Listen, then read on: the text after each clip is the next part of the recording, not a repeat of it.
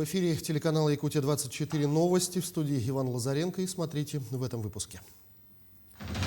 С июля этого года в Якутии ожидается повышение цен на газ из-за утверждения специальной надбавки на тарифы. Ряды трудовых коллективов Амгинского района пополнились, молодые специалисты прибыли в район дать старт своей трудовой деятельности.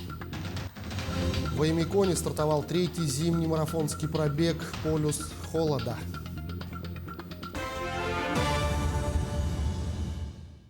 «13 объектов планируют построить в Якутии по проекту «Родные города и села». Их ведут в эксплуатацию уже в этом году.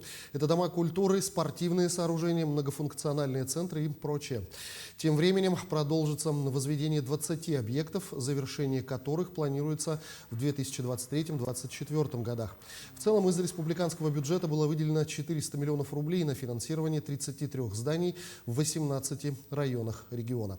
Как отметил глава республики Айсен Николаев, благодаря общереспубликанскому движению добрых дел «Моя Якутия в 21 веке» в районах активно строят и реконструируют социальные объекты, муниципальное жилье для молодых специалистов, создаются комфортные условия для жизни людей.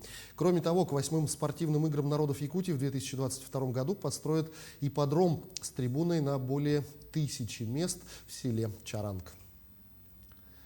С июля этого года в Якутии ожидается повышение цен на газ примерно на 5,8% из-за утверждения специальной надбавки на тарифы. Это связано с реализацией программы социальной газификации по всей стране. Об этом в ходе прямого эфира в соцсетях рассказала председатель Государственного комитета по ценовой политике Якутии Антонина Винокурова. Она напомнила о том, что в стране объявлена программа социальной газификации по поручению президента страны, по которому все жители газифицированных населенных пунктов должны быть обеспечены газом. Отмечается, что в Якутии надбавка будет вводиться поэтапно с 1 июля текущего года. Илдархан Айсен Николаев сегодня, 22 января, работает в Верхневилюйском улусе. Там Айсен Николаев проведет совещание с оперативными штабами Вилюйской группы районов по эпидемиологической ситуации и по мерам по противодействию распространению коронавирусной инфекции. Также пройдет заседание Организационного комитета по подготовке и проведению в этом году национального праздника Эсэ-Халанхо в селе Верхневилюйск. В рамках рабочей поездки Илдархан также вручит ключи новоселам 28-квартирного дома, построенного по республиканской адресной программе переселения граждан из аварийного жилищного фонда нацпроекта «Жилье и городская среда». Перейдем к эпидобстановке. За прошедшие сутки на лечение в стационары республики поступили 139 человек с коронавирусом из 1003 новых выявленных случаев заболевания. Так, в больнице Якутска поступили 97 человек, в Горном районе 6, в Мегино-Кангаласском и Усялданском районах по 5.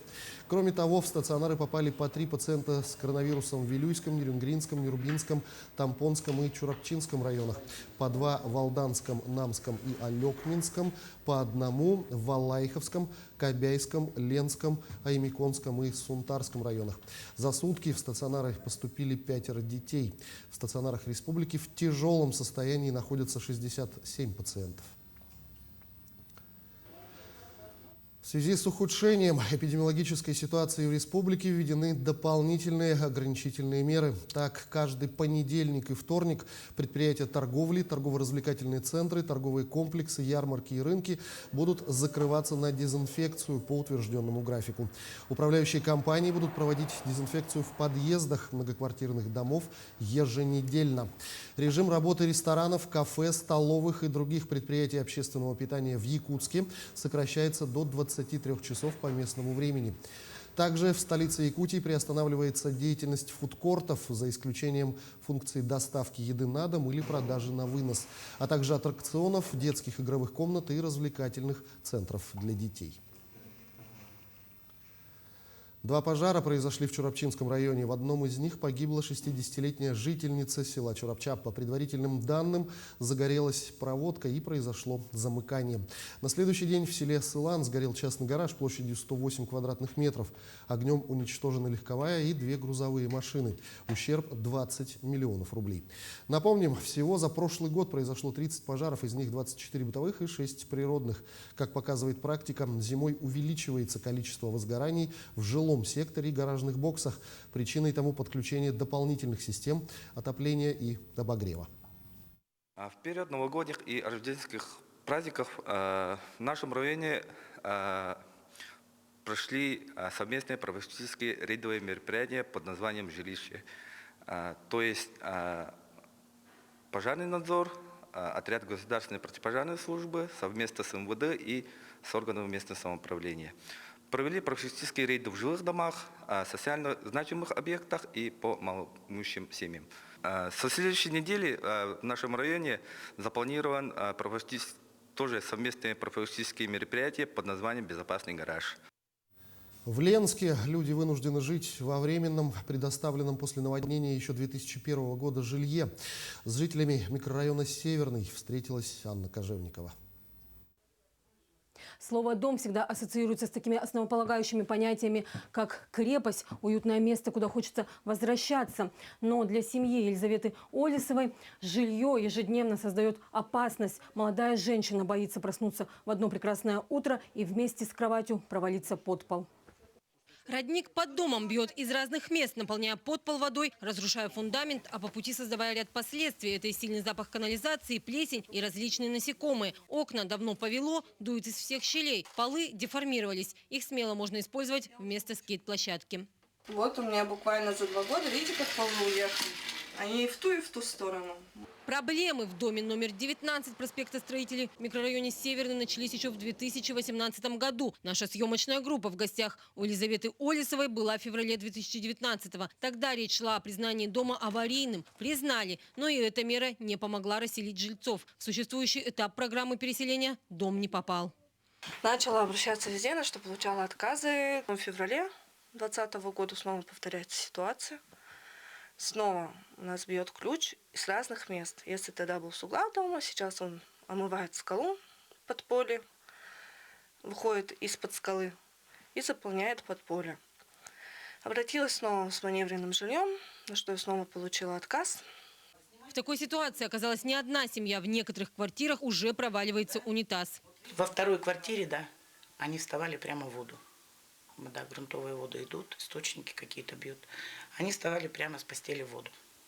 За 3 года Елизавета обошла все инстанции: управляющую компанию, жилотдел городской администрации, Роспотребнадзор, прокуратуру, Республиканское управление государственного строительного и жилищного надзора, специалисты которого обследовали это жилье. В этот раз обратилась в общественный совет районной администрации. К нам действительно поступило обращение граждан. Мы провели предварительную экспертизу документов, потом нами было составлено заявление в прокуратуру. То есть заявление было зарегистрировано сегодня, и хотелось бы отметить мгновенную реакцию прокурора. То есть сегодня мы только написали заявление, и сегодня уже в составе комиссии мы смотрим объект. То есть надеемся на скорейшее разрешение ситуации. Члены общественного совета совместно с депутатами и прокурором посетили многострадальный дом. Мы посмотрели документацию, мной было предложено подготовить обращение в наш адрес, потому что было понятно, что это несколько человек страдают здесь. Проблема как бы не новая. И сам убедился, что действительно проблема есть. Но заранее, как говорится, предсказать расклад ситуации на сегодняшний момент трудно. Будем работать вместе с муниципалитетом, постараемся к каким-то консенсусам прийти. Сегодня вопрос под свой контроль взял прокурор района. Надо не забывать о том, что микрорайон Северный был построен после наводнения 2001 года как временное жилье сроком на 5 лет. Время и негативные природные факторы разрушили этот дом на 70%, что делает его непригодным для проживания. Анна Кожевникова, Виталий Андреев, Ленск. Ряды трудовых коллективов Амгинского района пополнились. На днях прошла встреча с 36 молодыми специалистами, прибывшими дать старт своей трудовой деятельности. На встрече с главой района Николаем Архиповым начальники управлений и организаций поприветствовали молодых специалистов и пожелали им терпения, удачи в начале нового этапа в их жизни. Встреча с молодыми людьми прошла в теплой дружеской обстановке. Коллектив Центра социально-психологической поддержки семьи и молодежи организовал для них тренинги и разные игры, где они поближе познакомились друг с другом. Данное мероприятие мы проводим ежегодно целью оказания помощи и поддержки молодым специалистам, разрешения тех проблем, с которыми они столкнулись в начале своего трудового пути в сельской местности. И мы искренне надеемся, что молодые люди успешно закрепятся и в Амгинском районе и будут трудиться на его благо. Больше 110 волонтеров-поисковиков из ведущих вузов Дальнего Востока в июле поедут в военно-патриотический лагерь имени Федора Охлопкова. Он расположен под Ржевом в Тверской области. Его открыли в 2020 году по инициативе нашей республики. В течение 2 недель под руководством наставников в дальневосточной смене предстоит провести поисковые работы в местах Ржевской битвы, одной из самой кровопролитной за всю историю Великой Отечественной войны. В прошлом году участниками стали 48 человек, включая 15 студентов из Якутии. Усилиями волонтеров были подняты останки 4 солдат-красноармейцев, а также артефакты времен Великой Отечественной войны и даже медаль за отвагу. В этом году о своем участии заявили 11 регионов Дальнего Востока. Якутия, как главный инициатор проекта, уже наметила план работы и провела с коллегами онлайн-встречу. Предложение, которое сегодня прозвучало от руководства Дальневосточного федерального университета, чтобы организовать 2-й этап этой дальневосточной смены. Первый будет полевой в Ржеве, а 2-й будет уже в виде студенческой молодежной конференции на базе Дальневосточного федерального университета. И это позволит, конечно, еще большее количество нашей молодежи студенческой вовлечь в это очень нужное дело. Война не заканчивается до тех пор, пока не похоронен ее последний солдат. Когда в этой работе будет участвовать наша молодежь, это и есть укоренение и вечная память. Эстафета Олимпийского огня игр в Пекине 2022 года пройдет со 2 по 4 февраля. По информации Центрального телевидения Китая, в мероприятии примут участие около 50 факелоносцев. Эстафета состоится в 3 местах, ключевых кластерах проведения олимпийских соревнований, а именно в Пекине, столичном уезде Яньцин и городе Чжанцзякоу в провинции Хэбэй. В настоящее время Китай проводит последние приготовления к Олимпиаде. 22 января состоится 2-я репетиция церемонии открытия игр, которая пройдет на национальном стадионе «Птичье гнездо», где в 2008 году был дан старт 29-м летним Олимпийским играм. Как ожидается, уже на следующей неделе в Китай начнут прибывать иностранные делегации. Буквально несколько минут назад в Оymykonе стартовал 3-й зимний марафонский пробег «Полюс холода», участниками которого на разных дистанциях стали порядка 70 бегунов, как любителей, так и профессионалов. Стоит особо отметить, что среди бегунов-экстремалов есть участники из зарубежья, из Белоруссии и Объединенных Арабских Эмиратов. Напомним, все участники марафона заявлены на разные дистанции. Кто преодолеет весь экстремальный маршрут, нам предстоит узнать в ближайшие часы. Мы об этом расскажем обязательно в наших следующих выпусках. Спортсменов в пути сопровождают сотрудники медицинской помощи. Отметим, что сегодня в Oymykoне зафиксирована температура минус 53 градуса. Ну а что касается погоды в столице, сегодня, 22 января, в городе Якутске небольшой снег, ветер переменный от 1 до 3 метров в секунду, температура воздуха минус 28-30 градусов, атмосферное давление 763 миллиметра ртутного столба. К этому часу пока вся информация, но о развитии событий мы расскажем в следующих выпусках.